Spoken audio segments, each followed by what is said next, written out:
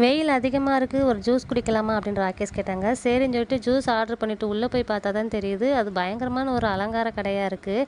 வீட்டுக்கு தேவையான அலங்கார பொருட்கள் எல்லாமே அங்கே தான் கிடைக்கும் போல். பார்க்குறதுக்கு எல்லாமே அவ்வளோ அழகாக இருந்துச்சு.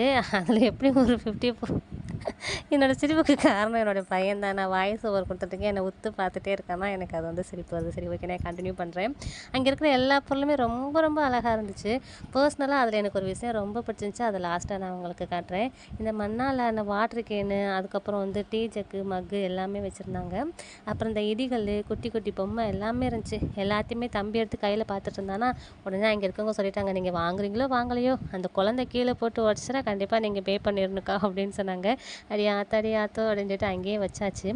என்னைய ரொம்ப அட்ராக்ட் பண்ண பொருள் என்ன அப்படின்னா, அந்த காலத்தில் யூஸ் பண்ணுவாங்க தெரியுமா ஃபோனு, அந்த ஃபோனு ரொம்ப அழகாக இருந்துச்சு. அதோட விலையெல்லாம் நான் கேட்கல, எடுத்து பார்த்துட்டு இருந்தேன். எனக்கு ரொம்ப பிடிச்சிருந்துச்சி. எப்படினாலும் அதை நம்ம வாங்க போகிறதில்லன்னு சொல்லிட்டு அதை அங்கேயே வச்சுட்டு நாங்கள் போன வேலையை முடிச்சுட்டு கிளம்பியாச்சு. அடுத்த வீடியோவில் பார்க்கலாம். டாட்டா பாய் சொல்லு. பாய்.